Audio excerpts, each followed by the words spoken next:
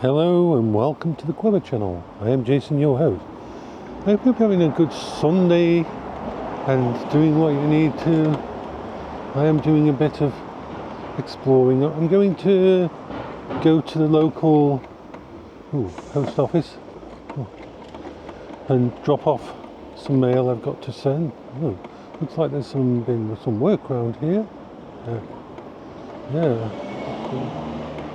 You've seen lots of stuff on the floor. We're going to cross over here.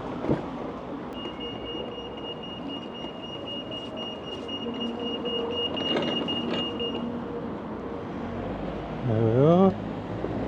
Right. So, actually I'm just thinking, which is the best way to go?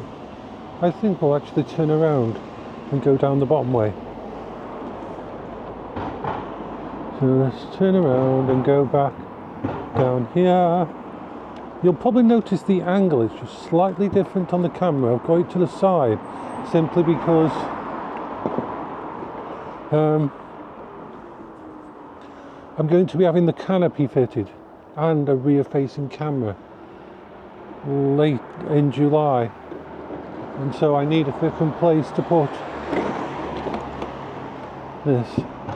Now once we get somewhere near the park, because we're going to go to the park, I'm going to show you what's got to be fixed on this, because I've told people on a few of the videos that the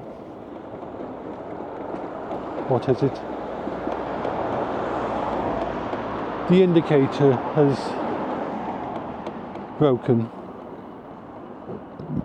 which is why I'm not going on the road much and that. I'm still waiting for my actual paperwork to come through to classify this as a category 3 with its own number plate and that. Well, that can wait. That's not it's actually on the way. The details have been sent in and everything.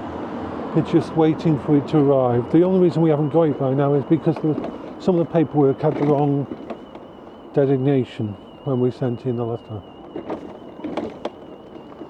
So we are off on a little wander.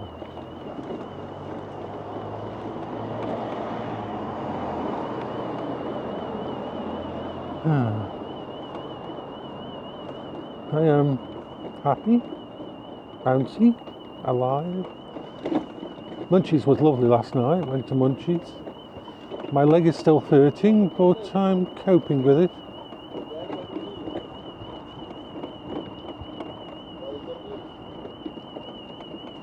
So I will be just doing a few bits and pieces.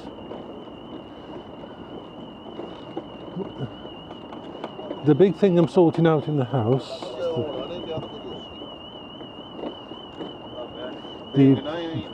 the project that I've got to do is, that's an alarm. Something's alarm's on. Oh, that's a loud alarm. Let's go this way. Yay. Okay, so we'll move away from the alarm, whatever that alarm is going up. Quite high pitched.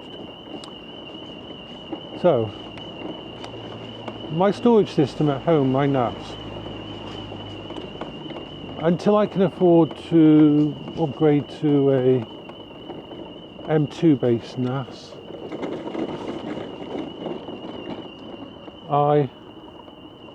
I'm stuck with the one that I've got. Remember, I sold my really big NAS to be able to afford, basically to be able to afford this, being able to leave the house and everything. So yeah, it was worth it. So my old NAS, I've been upgrading it slightly. Got a new drive to go in there. It's all ready. It's got dual parity. It's got about 42 terabytes in total, I believe, and about 19 terabytes free. So it's fine. The downside to it is because it's mechanical drives, they do generate heat, and it is having issues. So I'm going to have to.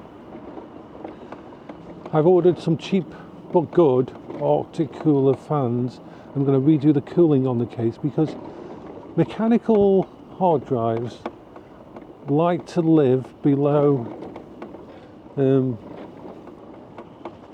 50 degrees Celsius. 50, 60 is not good for them. So, and my 100 server is getting very close to that, and it's due to the weather and also other things. So, right, so I've just got to stop here and put some post in. So let's put some post in the post box, something I wouldn't normally be able to do. Right, so put the post in the post box. There we are, that post is in there. Right, so let's head on our way. We're heading to the park. So yeah.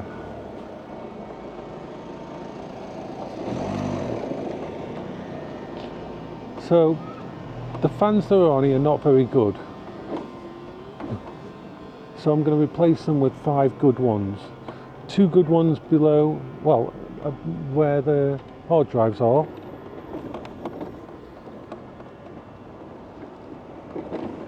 2 above to draw air out, and 1 at the back to draw air out. And hopefully this will help keep the hard drives in a thingy position. Even though I'm going to switch over to M2s, this will always be a backup NAS and always be very useful for storage.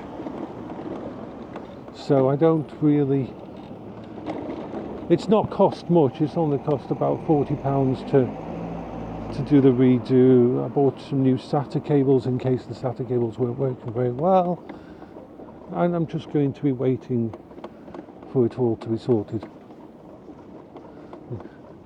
So once we get to the park, I'm going to very carefully get off the vehicle, hold on to the vehicle, and just show you the issues and where the camera is positioned now on it.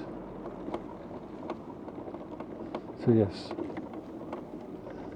wait for these guys to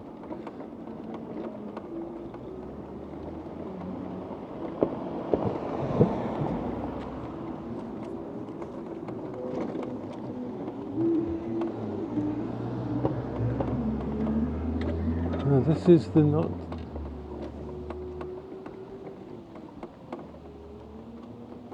Now that should be a way round, but I don't know whether I can go in it. Let's try it. Let's go this way. It's not the best place to cross, but yeah, it looks okay here. There we are. We're coming around here, around here.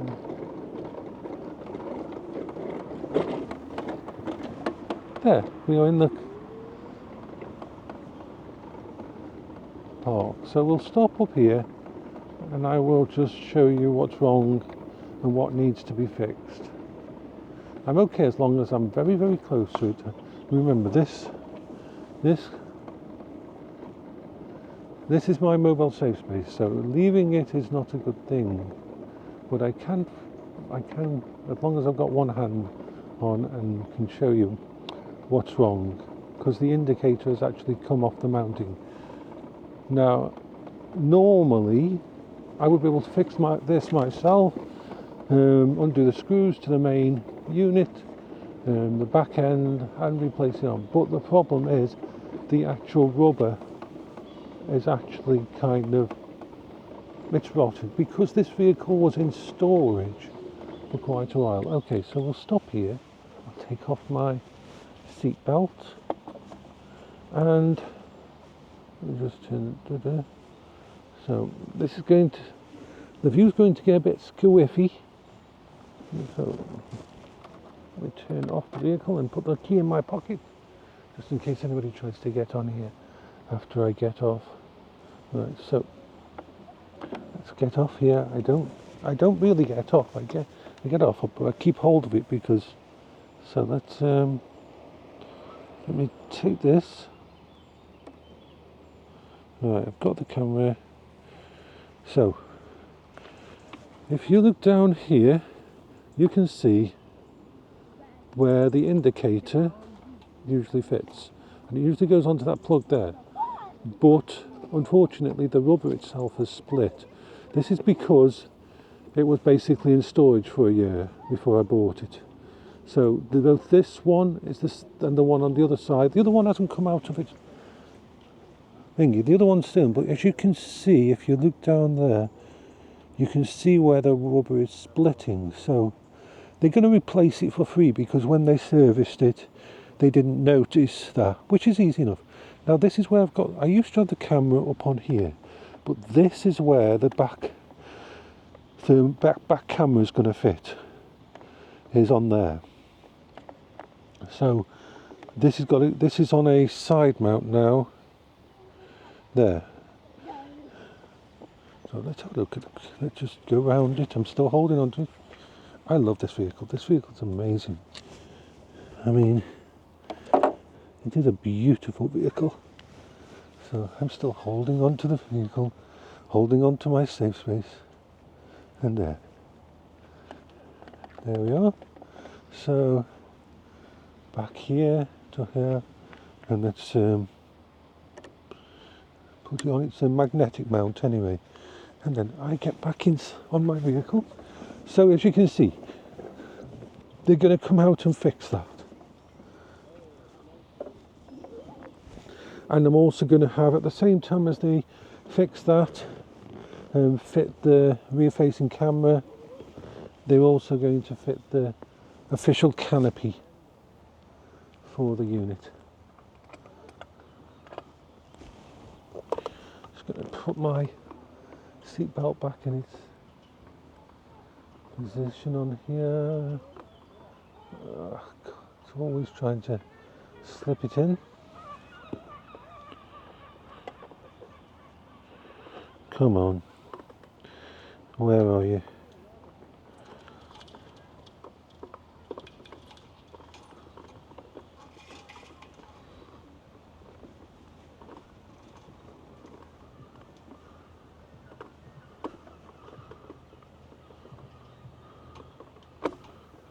There. Right, so we may as well carry on. Put the key in because I can't move without the key being in.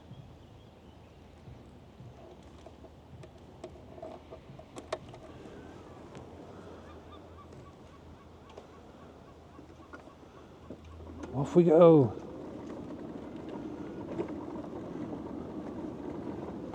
Now I am going to tilt this up slightly, the camera here, just slightly.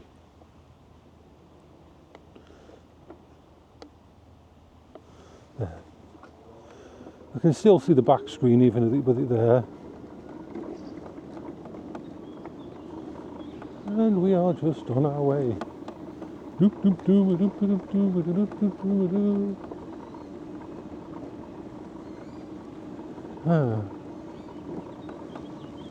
Yes.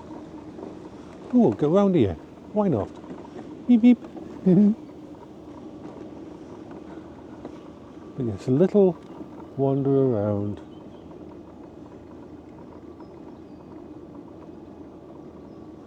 Oh, I wanted to show you how the miles on this. Now remember, when I took ownership of this vehicle, it was at something like 73 miles was on the actual system. So let me take this.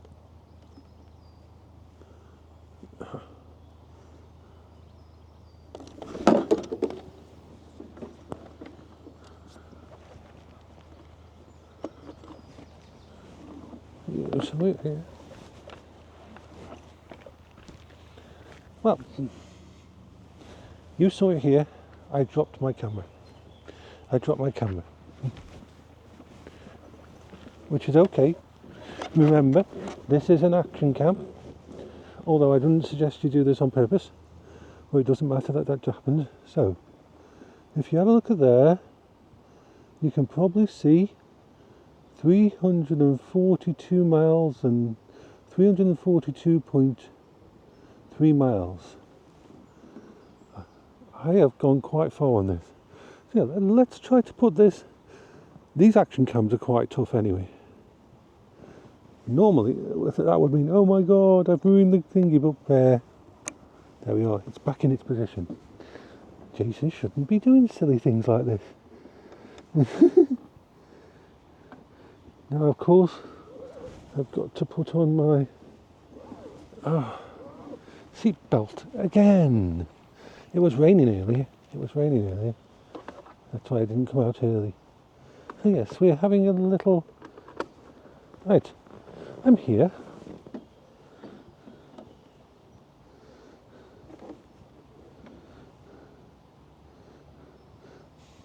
Actually, no, I'm going to do this again, but this time I'm not going to drop it.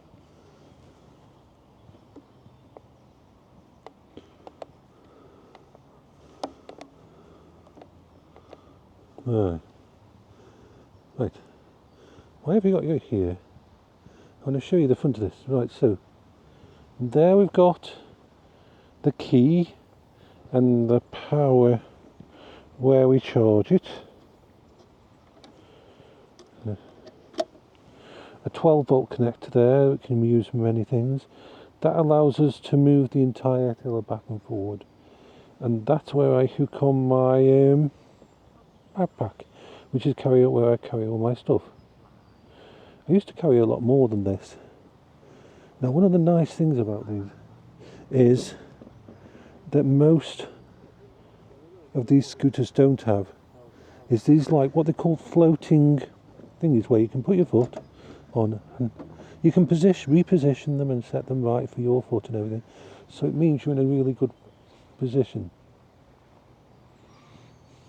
So I think we'll head around. Just have a look around me here.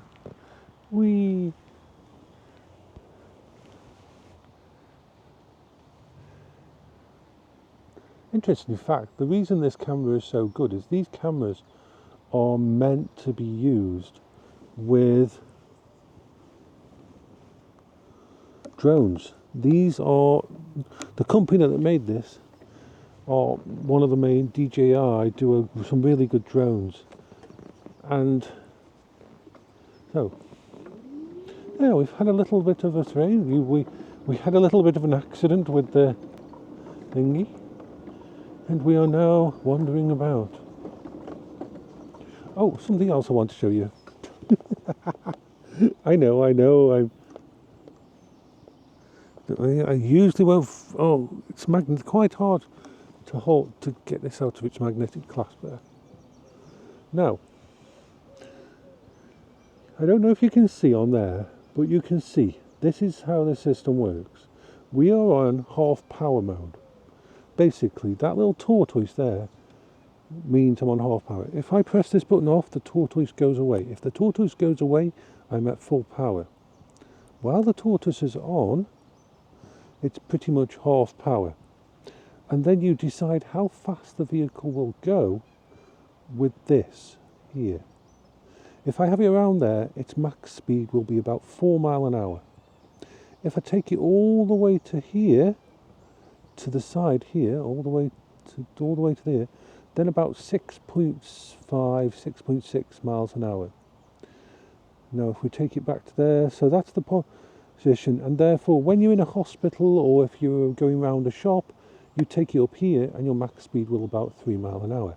So, and then if we look at these controls here, this is the control system here. Now, you can use this in multiple different ways. It's really comfortable to use. First of all, one thumb on here, and I go in reverse.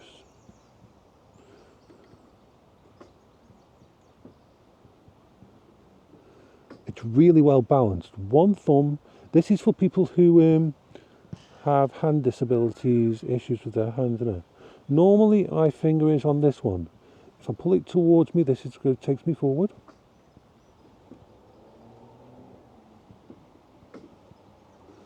This one, if I pull it towards me,